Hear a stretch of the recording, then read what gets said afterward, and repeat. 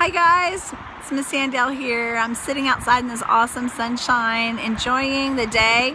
It's a little loud, let me warn you. The car is going by behind me, but I thought, what the heck, let's get out of the classroom for a little bit and get some video shot up here. So what better place to do a lecture, right? Outside, and maybe if you're watching me on some kind of a phone or your iPad or laptop, you can go outside and enjoy this beautiful day while you're listening to me, huh?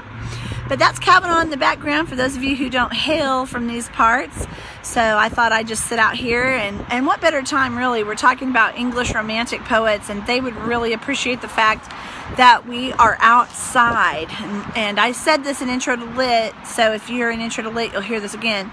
But I'm telling you what, these poets would be mortified that we study their poems inside ugly, boring classrooms. I mean, it's just kind of almost the opposite of what was intended with these romantics. And I do also feel like this particular video, as noisy as it is with these cars in the background, I think they would be mortified as well that we've come to the place where you can't just go outside and enjoy a breath of fresh air without some kind of major ruckus going on behind us. But still, how many of you can I get a witness? It's better to be outside sometimes on a day like this than be inside an office any day. So, or in a classroom too, any day. So anyway, we're going to look at some works today and talk just a little bit about a couple of pieces by Samuel Taylor Coleridge that I haven't already assigned. I really hope you're getting something from these discussions on these English romantic poets, and I hope you're allowing yourself the time to just enjoy some of the things that they're saying and the way that they say it. It's beautiful poetry, isn't it? And some of the way they lived their lives and how daring they were and how much they loved nature and really sought to get to the essence and the beauty of life. I love that, and I hope you're getting that from your reading. So anyway, one thing from the introduction, and I know I assigned the introduction, so this should be something with which you're already familiar, but if you'll go to page 439, toward the middle of the page here, I always hated it when people in my classes, my teachers would say, I'm on page 439 and there are like a million words, and how do I know where you are? Well, okay, I'm showing you my page. See the part that's underlined? It's about halfway down. So find that spot right about there. This is not easy to do, by the way.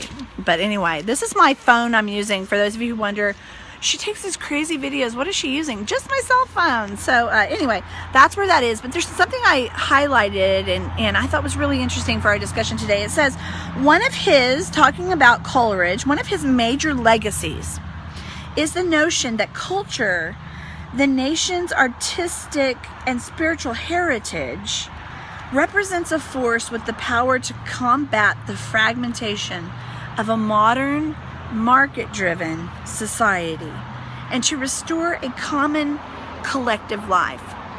You know, I wasn't going to read that, but when I came out here and I thought, you know, how fragmented our lives are, we really, much of the time, I have to be careful because I'll find myself on campus with my cell phone walking, right? When I was a little kid, though, before cell phones, yes, I'm that old. But when I was a little kid and prior to cell phones, I would have a book open and walk down sidewalks and read chapter books. I don't know if I can get a witness out there on that one or not, but prior to cell phones, I was still kind of tuning out. But here's the thing.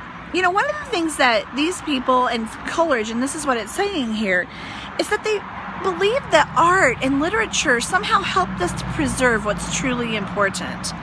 And instead of us always being so busy, and fragmented means little bits here, little bits there, and disconnect. And how disconnected are we? I mean, I've been sitting up here for almost an hour now, and I have not seen one person. I mean, true, it's the afternoon, and who wants to hang out at a college campus building outside if they don't have to? I get it. But if you think about how fragmented our lives are, I mean, watch how many cars are going by. Where are they going? Are we living with any meaning? Or are we just going from point A to point B, fulfilling our to-do list? Okay, let me give you an example of what I'm trying to say, and I'm not trying to sound random or scattered right here, but how many of these people in the cars that are going by behind me are paying attention to that beautiful mountainscape? How many of them even notice Kavanaugh? How many of them even notice the trees or the earth or what's going on or the pretty clouds? I mean, they're not puffy clouds, but it does look like a painting. Do we ever stop to look, or is our life just a fragment after fragment, rushing here, rushing there? And so as we go through some of this material, think to yourself about the quality of your life. He says right here, or the introduction says, one of his major legacies, that's what he's known for and what we appreciate him for, is the notion that culture, the nation's artistic and spiritual heritage, represents a force with the power to combat, to fight fragmentation, that it brings us together. It helps us to be more connected. It enhances our human experience. Guys, that's what's so important about this time period, and what's so important about the Romantic poets. I mean, you may not super get into everything that we're talking about, but there's some stuff that we're discussing in here that really could be life-changing for us. I mean, we're talking about the quality of our lives, and do we appreciate every moment, or do we find ourselves most days just racing to and fro?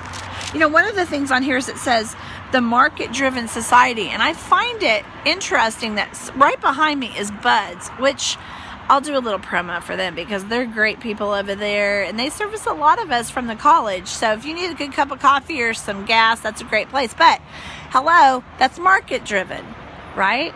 It's not about nature, and it's not about necessarily quality of life, even though they're really wonderful and I like making my coffee over there. Free plug for Buds. But how much of our lives is about the almighty dollar, or about going from place A to place B, to-do list check off number 1, to-do list check off number 2? And this is something really valuable about what's most important to us and the essence of our life and the quality of our lives. All right. Having said that, let's go over to a couple of pieces that I particularly loved and enjoyed. Guys, there's so much we could read here. I just have to pick out certain things that we discuss that I think assist us in processing our own lives and our personal human experiences and being able to relate to other people, right? So I'm just explaining that. Well, go with me over to, there are plenty of things we could read, but I want us to read and look at this poem starting on page 484 called To William Wordsworth. And it tells us in the subtitle here, there's a notation that explains that Coleridge wrote this after Wordsworth recited a poem about Coleridge. So this is the poem that he writes about his friend. And if you read the introduction, they had a falling out at one time, right? But they highly respected and regarded one another. These two, Coleridge and Wordsworth, are considered the primary authors. I'm talking in American Lit.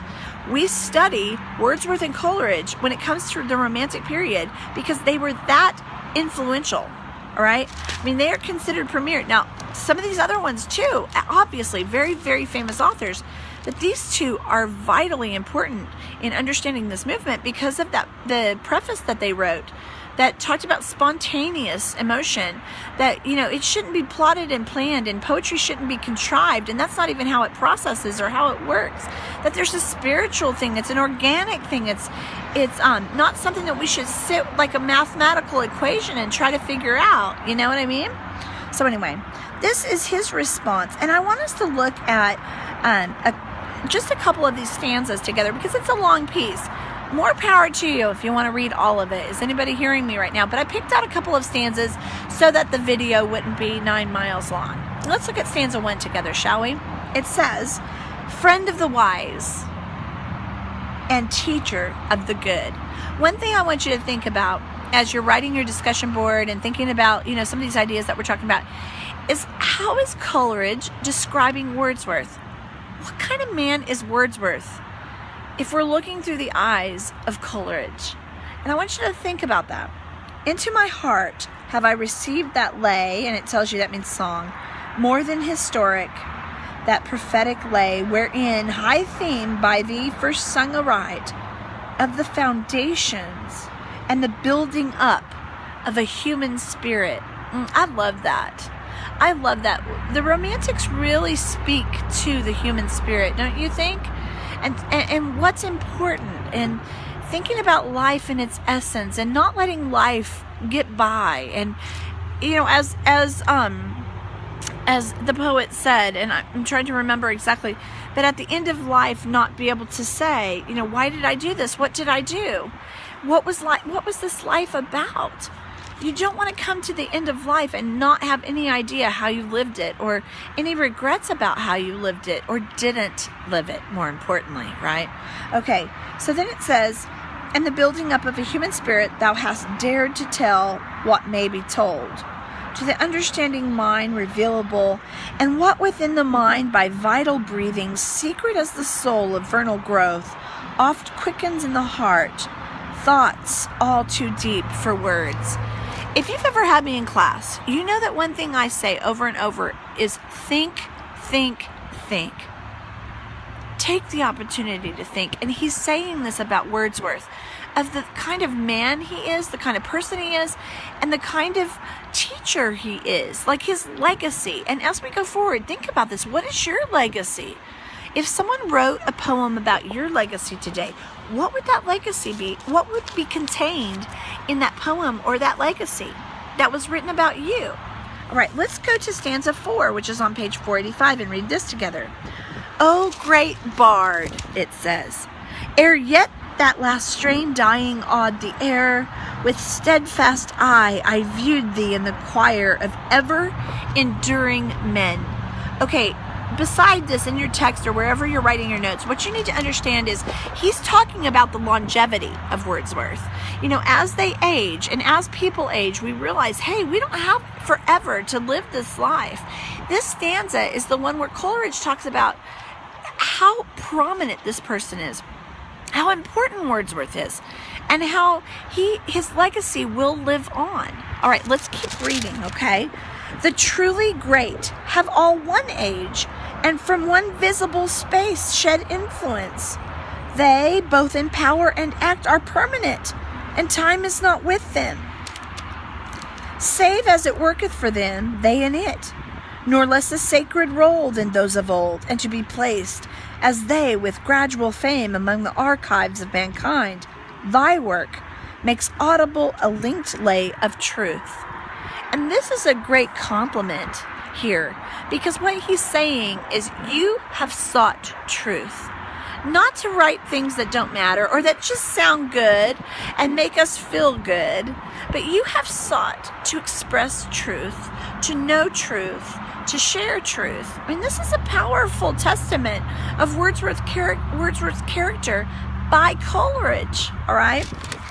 "Of truth profound, a sweet continuous lay, not learned but native, her own natural notes. Ah, as I listened with a heart forlorn, the pulses of my being beat anew, and even as life returns upon the drowned, life's joy rekindling roused the throng of pains, keen pains of love, awakening as a babe, turbulent with an outcry in the heart."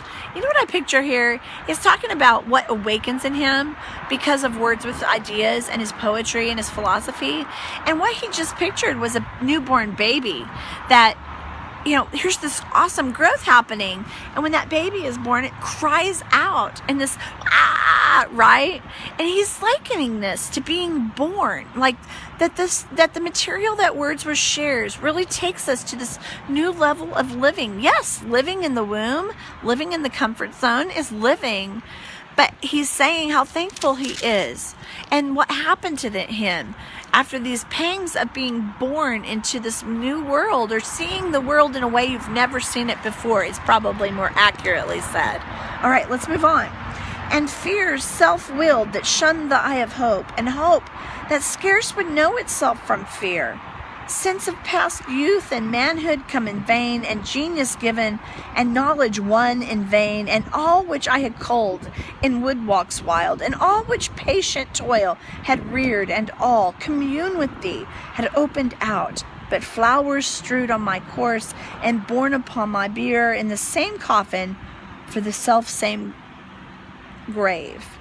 All right, go down to the last stanza, and I'm going to read this.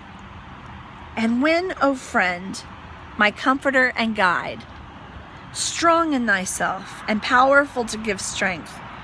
Thy long sustained song finally closed. He's talking about when he dies, when he passes.